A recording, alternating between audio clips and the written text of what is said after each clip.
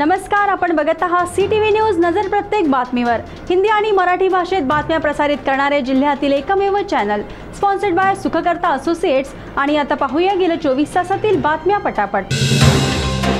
राज्याचे माजी कॅबिनेट मंत्री सुधीर मुनगंटीवार यांच्या समर्थकांकरिता आनंदाची बातमी समोर आली असून भारतीय जनता पक्षातर्फे माजी मंत्री सुधीर मुनगंटीवार यांना महत्त्वाची जबाबदारी देण्याचे सूतोवाच केल्याने जिल्ह्याच्या राजकारणात खळबळ उडाली आहे।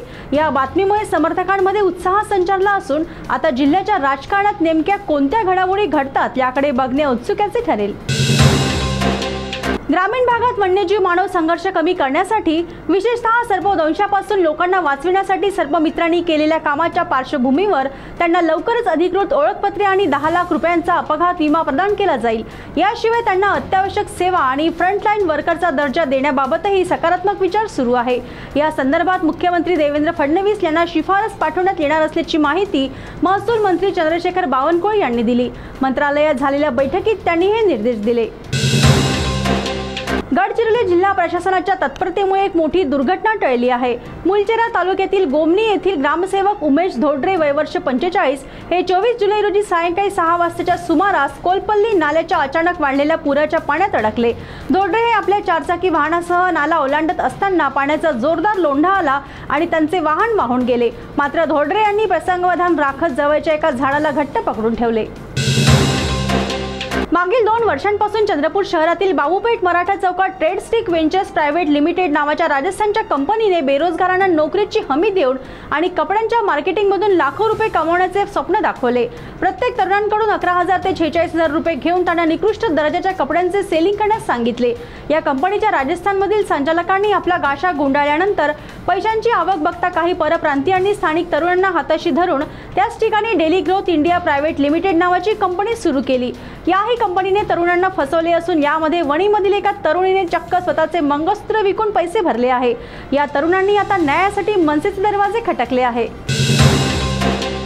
बंगालच्या उपसागरावर कमी दाबाचा पट्टा निर्माण होत आहे। या कमी दाबाच्या पट्ट्यामुळे विदर्भात, प्रामुख्याने पूर्व विदर्भात 25 ते 26 जुलै दरम्यान मध्यम ते जोरदार पावसाची शक्यता वर्तविण्यात आली आहे।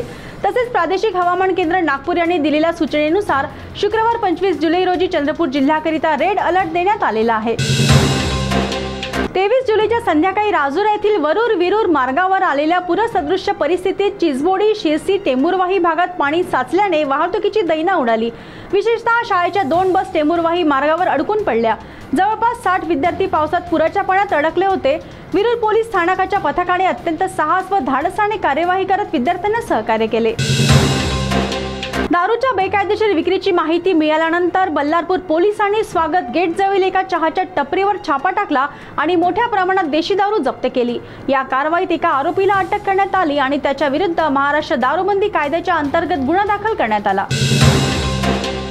महाराष्ट्र राज्यातील प्रत्येक बसवर समोर संविधान एक्सप्रेस व अशोक चक्र लावण्यात येणार असल्याचा मोठा निर्णय महाराष्ट्र सरकारने घेतला आहे। त्यामुळे आता प्रत्येक बसवर संविधान एक्सप्रेस लिहिले जात असल्यामुळे सर्वत्र या निर्णयाचे स्वागत व अभिनंदन होत आहे। बल्लारपूर शहराला स्वच्छता अभियानाअंतर्गत अनेक राज्यस्तरीय पुरस्कार मिळालेले आहेत। मात्र मागील 2 दिवसापासून होत असलेल्या पावसामुळे बल्लारपुरातील सखल भागातील नाल्या जाम झालेल्या आहेत। त्यामुळे पावसाचे पाणी लोकांच्या घरात घुसले आहे। बल्लारपुरातील गोरक्षण वार्डातील घरांमध्ये गुळगावर नालीचे घाण पाणी घरात घुसले आहे। यासाठी नागरिकांनी बल्लारपूर नगरपालिकेला दोषी ठरवले आहे। सावरगाव मुरुमगाव मार्गावर ट्रक चालकाला मध्यरात्री बंदुकीचा धाक दाखवत मोबाईल फोन लुटणाऱ्या 4 आरोपींना अवघ्या 24 तासात गडचिरोली पोलिसांनी अटक केली आहे। या प्रकरणातच देशी बनावटीच्या 2 बंदुका, 11 जिवंत काडतुसे, चोरीस गेलेला मोबाईल आणि गुन्ह्यात वापरलेली मोटरसायकल जप्त करण्यात आली आहे। वणी शहरात पद्मावती नगरी येथील लक्ष्मीनारायण अपार्टमेंटमध्ये सुरू असलेल्या वर्ली मटका अड्ड्यावर वणी पोलिसांनी छापा मारून तेलंगणातील दोघांसह 4 अटक केली। पोलिसांनी घटनास्थळावरून 1,54,700 रुपयांचा मुद्देमाल जप्त केला आहे। तर या होत्या आजच्या पटापट बातम्या। लवकरच भेटूया पुन्हा काही नव्या बातम्यांसह। तोपर्यंत अशाच बातम्यांचे अपडेट पाहण्यासाठी बघत रहा CTV न्यूज नजर प्रत्येक बातमीवर। नमस्कार।